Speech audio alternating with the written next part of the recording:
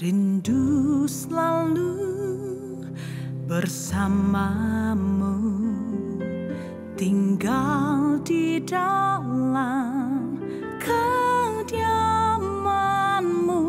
Oh Tuhan, sebab ku sukai hadiratmu.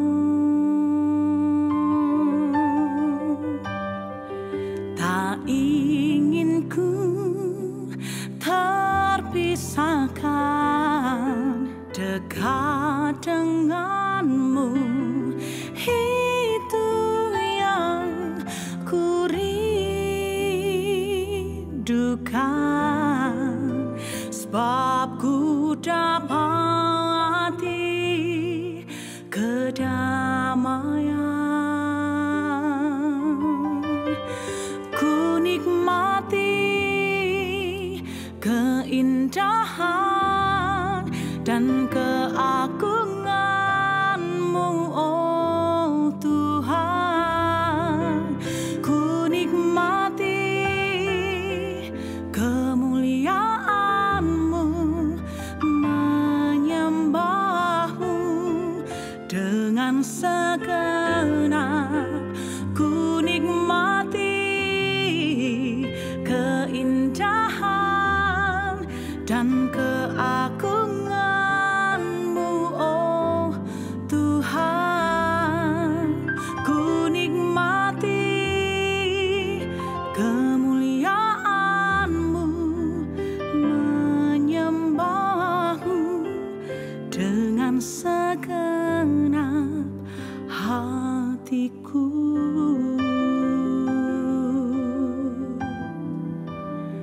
Menyembah-Mu dengan segenap hatiku.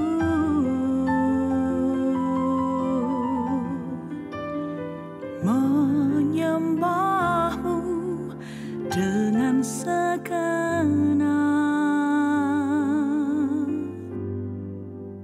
hatiku.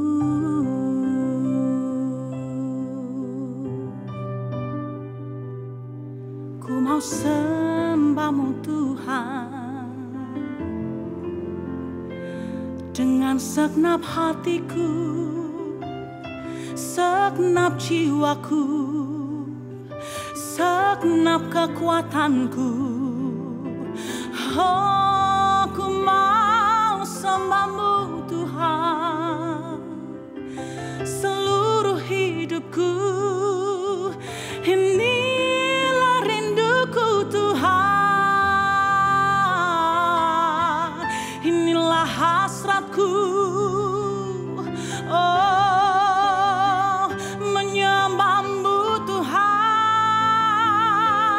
Oh, Engkaulah dambaan hatiku, hasratku, rinduku.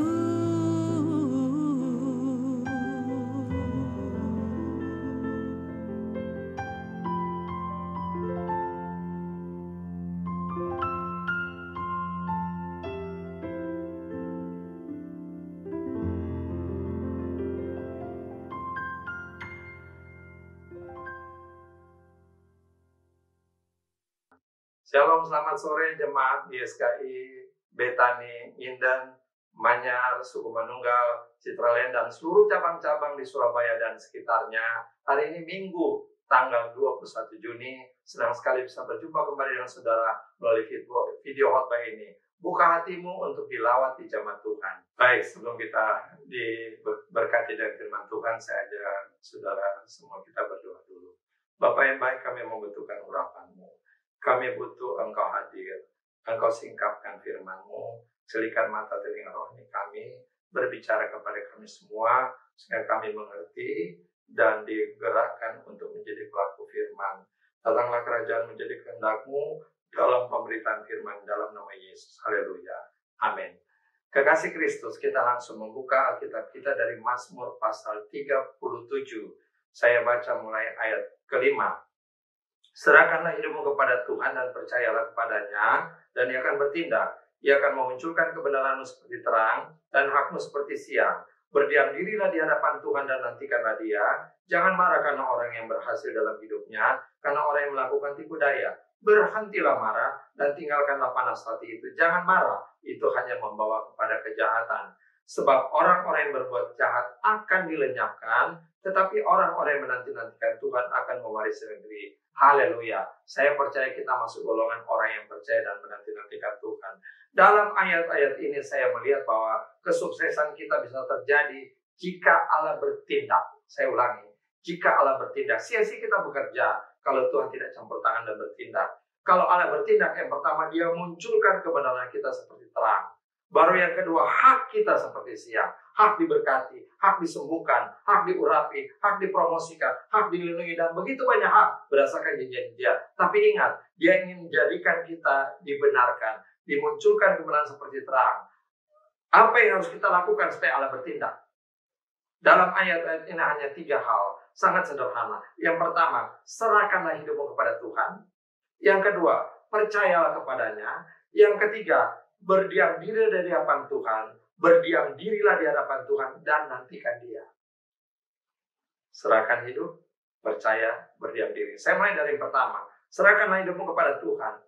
Tuhan bukan minta kita serahkan persoalan hidup kita, tapi tidak serahkan hidup kita. Bukan. Sia-sia kita berdoa, menyerahkan persoalan hidup kita, tapi tanpa menyerahkan hidup kita pada Tuhan. Dan bukan hanya sampai percaya saja. Tapi kalau kita serahkan hidup kita, artinya kita sadar 100% hidup kita milik Tuhan. Kehendak Tuhan yang jadi, pakai kita, pakai saya, utus saya, sesuai kehendak-Mu. Itu yang menyerahkan diri kepada Tuhan. Kedua, percayalah kepadanya. Bukan percaya kepada manusia, bukan percaya pada keadaan, tapi percaya kepada tuntunan rancangan Tuhan. 100% orang Kristen di dunia ini percaya Tuhan. Tapi apakah mereka percaya pada rancangan dan tuntunan Tuhan? Yang ketiga, berdiam dirilah di hadapan Tuhan dan nantikanlah Dia. Tapi ada syarat, dengan tanpa marah, tanpa dengki, iri. Karena jangan marah karena orang berbuat jahat. Orang susah karena jahat. Jangan marah, jangan iri, jangan dengki. Sia-sia kita berdoa berdiam diri kalau masih menyimpan dendam, marah kepada suami, kepada istri, kepada tetangga, kepada mertua, kepada menantu, kepada hamba-hamba Tuhan. Doamu tidak akan didengar. Berdiam diri juga gunanya untuk Tuhan bentuk kita, agar kita dimunculkan kebenaran kita, menjadi orang yang dibenarkan. Baru di situ Tuhan beritahukan rancangannya, visi yang besar kepada kita. Tuhan bertindak di situ, memunculkan kebenaran dan hak kita seperti siang. Apa dan contoh bagaimana Tuhan membentuk seseorang? Ketika Tuhan membentuk dengan ujian. Contoh yang paling konkret, Daud. Daud dipercayakan menjadi raja, tapi dia diuji. Dia uji. Saya baca dulu Kisah Rasul 13 ayat 36. Sebab Daud melakukan kehendak Allah pada zamannya. Daud mengerti kehendak Allah pada zamannya. Setiap zaman, momentum, periode, ada ujian dalam kehidupan Daud. Tuhan memakai Isai, ayah Daud. Tuhan memakai singa beruang, Nabi Samuel, Raja Saul, Eliab kakak Daud, Goliat untuk menguji Daud. Sering kita berdoa, Tuhan kenapa Engkau tidak jawab doaku? Sudahkah kita mau dibenarkan? Bagaimana kita dibenarkan? Supaya Tuhan percayakan hak kita, diberkati, disembuhkan. Hanya satu cara, diuji. Pantas layakkah kita mendapatkan semua itu? Nah, saya lihat pertama periode Daud di rumah orang tuanya bernama Isai. Isai menyuruh dia mengembalakan kambing domba yang cuma 3 ekor. Ingat, profesi mengembalakan kambing domba di zaman itu di Timur Tengah, profesi yang sangat hina di mata manusia, tapi tidak di mata Tuhan. Daud tetap menjalankan. Dan Tuhan uji. Apakah pekerjaan yang hina di mata manusia ini dia tahan uji? Tuhan kirim beruang untuk makan dombanya. Tuhan kirim singa. Karena dia benar-benar bertanggung jawab. Dari bertanggung jawab, dia mempertahankan kawanan kambing dombanya. Tuhan berikan kekuatan ekstra. Dia bisa kalahkan beruang, dia bisa merobek mulut singa. Itu. Kenapa kita lemah, tidak punya kekuatan? Karena kita tidak tahan uji. Karena kita tidak mau bertanggung jawab dalam pekerjaan kita, dagang kita, rumah tangga kita, pelayanan kita, sehingga kita lemah. Walaupun sebagai anak bungsu, dia tetap menyenangkan hati bapaknya. Padahal ujian di padang rumput itu sangat bahaya di mata manusia. Ancaman dari beruang dan singa, dia tidak mundur. Setelah Daud diurapi menjadi raja oleh Nabi Samuel, karena Raja Saul sudah tidak berkenan di mata Tuhan, Samuel datang ke rumah Isai, ayah Daud. Isai tidak memperhitungkan Daud. Dia munculkan anak pertama bernama Eliab. Samuel dibilangin sama Tuhan bilang bukan dia. Anak kedua juga bukan. Anak ketiga, keempat, kelima bukan. Akhirnya Samuel tanya pada Isai, sudah semuakah ini anakmu? Baru Isai sadar.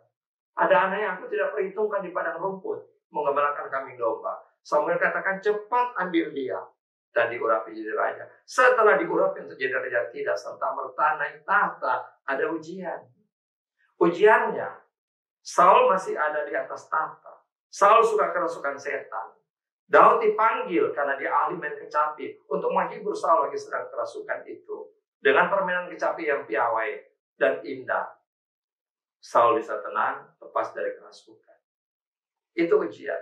Kemudian diintimidasi oleh Eliab. Ini ujian. Isai suruh membawa Daud ke medan perang karena kakaknya yang tertua Eliab dan kakaknya kedua ada di sana sebagai prajurit. Dia bawa makanan. Kalau zaman sekarang bawa rantang. Sampai di sana Eliab bukan berterima kasih, tapi Eliab menghina Daud. Apa kata Eliab? Engkau taruh di mana kambing domba yang 3 ekor itu? Andai kata Daud tersinggung di medan perang itu, sudah lain cerita. Dan dikabarkan sampai ke Raja Saul bahwa ada anak yang berani duel dengan Goliat. Saul panggil anak itu. Saul lihat ini nggak mungkin. Saul katakan, intimidasi dari Saul, orang pertama Israel. Engkau tidak mungkin kalahkan dia. Karena dia sejak mudanya sudah jadi prajurit, sekarang dia panglima perang. Tubuhnya besar, raksasa. Mana mungkin engkau anak-anak yang masih imut-imut bisa kalahkan dia. Tapi apa jawab Daud? Singa dan beruang aku pernah kalahkan. Orang yang tidak bersunat itu yang mencaci maki Allah dan barisan Allah akan sama seperti binatang itu. Saul bingung. Dan diizinkan. Sampai di medan tempur, arena tempur. Goliat kaget lihat anak kecil yang maju. Bawa umpan, batu, dan tongkat. Goliat menghina. Anjing ke aku sehingga kau datang bawa pentungan seperti itu? Dan Goliat tertawa terbahak-bahak. Apa yang terjadi? Orang yang sungguh-sungguh mau membela panji Tuhan. Orang yang sungguh-sungguh lulus ujian. Tuhan berikan urapan yang luar biasa. Sekali dia lontarkan batu, kena di tulang yang paling keras dalam tubuh manusia, tulang dahi, tembus, kena di otak Brandon. Mati raksasa itu. Kemenangan besar terjadi bagi bangsa Israel. Orang Filistin kalah total. Tapi tidak serta-merta Daud yang akan menjadi raja. Ada ujian lagi. Saul membohongi. Engkau boleh nikah dengan anak perempuanku bernama Merab. Daud sudah senang sekali. Ternyata Merab dikasih kepada Adriel orang Mehola. Dia tidak kecewa. Dia tidak katakan raja kayak apa ini. Mempermainkan aku, membohongi aku. Tidak. Kemudian Saul panggil lagi Daud. Engkau boleh menikah dengan anakku yang perempuan yang lain lagi. Ini bernama Mikal. Tapi dengan syarat kasih mas kawin tidak usah berupa harta benda. Engkau bawa 100 kulit katan orang Filistin. Engkau harus sunat 100 pemuda orang Filistin. Bawa potongan sunat itu kemari. Ini kan jebakan untuk membunuh Daud di negeri orang Filistin. Dia harus kalahkan 100. Diberikan jangka waktu. Apa yang terjadi? Sebelum sampai jangka waktu, Daud membawa 200 kulit katan orang Filistin. Daud adalah pribadi yang melampaui target. Targetnya 100, dia bawa 200. Targetnya misalnya 2 minggu, dia selesaikan 1 minggu. Apakah saudara lulus ujian dalam tempat pekerjaanmu? Bersungut-sungut. Kan ini proyek impossible. Mana mungkin ke negeri orang Kristen enak aja sunat mereka. Dan bawa, pada zaman itu mereka belum bersunat. Daud berani. Mau, tulus. Dia lulus ujian. Dari intimidasi-intimidasi itu membuat takut. Akhirnya dia muncul jadi emas. Saya mau kasih tahu sama saudara. Saudara, kita semua percaya Tuhan. Haleluya. Tapi apa engkau dipercayai Tuhan? Siapa orang yang dipercayai Tuhan? Itu orang yang dibentuk melalui ujian. COVID-19 ini adalah ujian. Ujian bagi gembala, ujian bagi majelis, ujian bagi jemaat. Saya tidak usah menyindir banyak pendeta yang melarikan diri. Ini adalah ujian. Berhenti bersungut-sungut. Tidak usah saling menyalahkan. Ada maksud Tuhan di sini. Nah, kita melihat bahwa Daud membiarkan Saul hidup 2 kali. Karena dia harus lari mau dibunuh sama Raja Saul.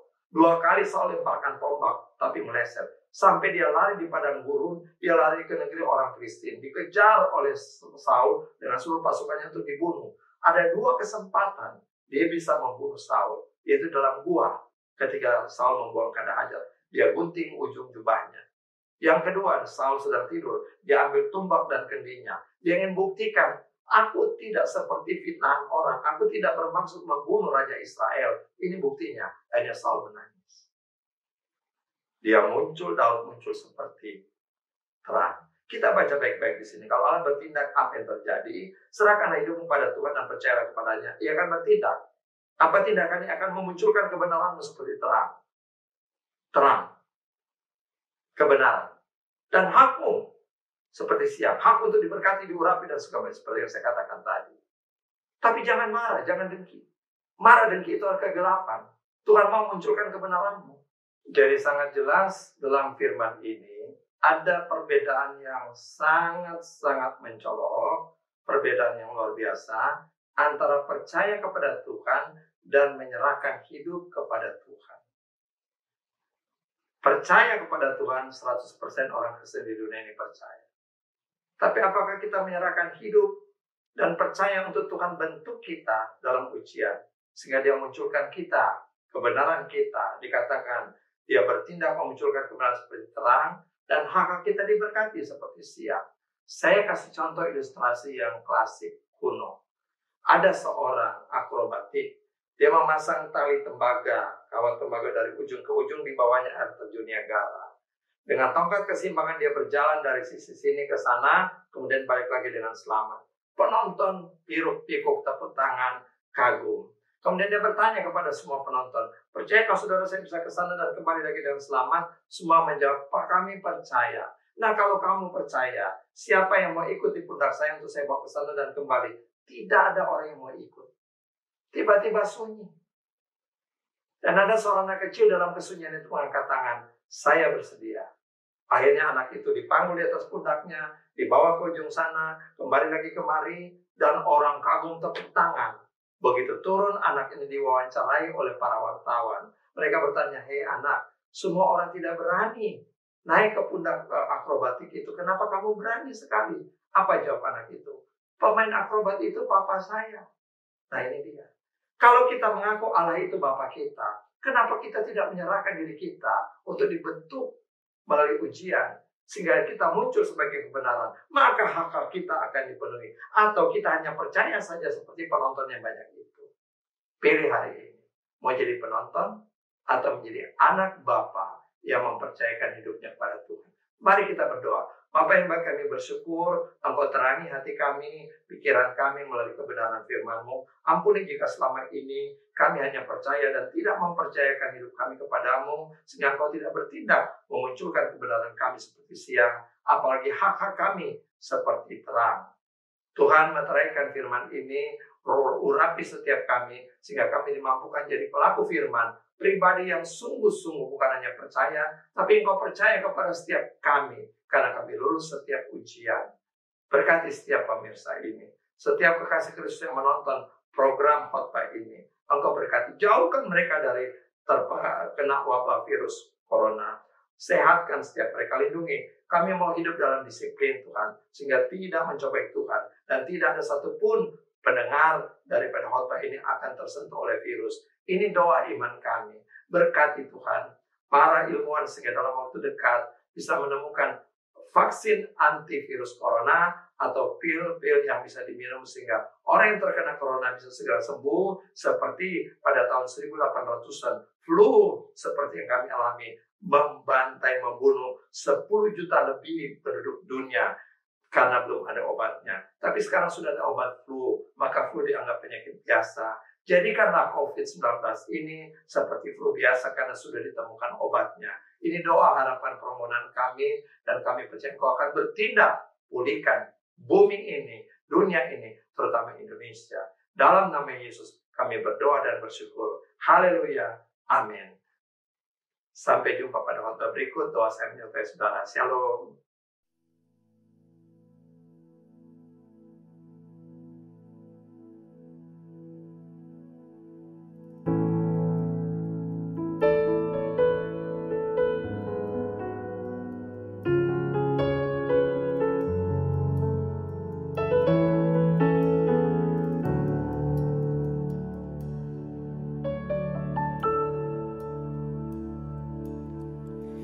Telah ku dapati kasih yang sejati, yang mampu mengubahkan hatiku. Kasih yang kau beri jauh melebihi segalanya di dalam hidupku. Ku berikan semua yang berharga, semua yang mulia, semua yang terbaik dari hidupku. Hanyalah bagimu, hanyalah untukmu, hanyalah bagi kemuliaanmu.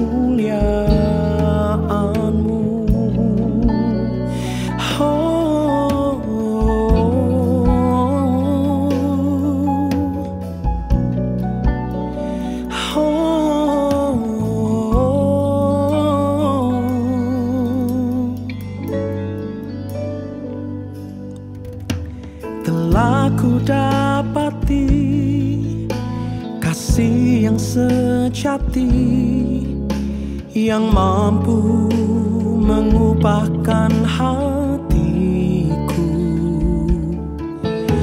Kasih yang kau beri jauh melebihi segalanya di dalam hidupku. Ku berikan semua yang berharga, semua yang mulia, semua yang terbaik dari hidupku. Hanyalah bagimu, hanyalah untukmu, hanyalah bagi kemuliaanmu. Ku berikan semua yang berharga, semua yang mulia, semua yang terbaik dari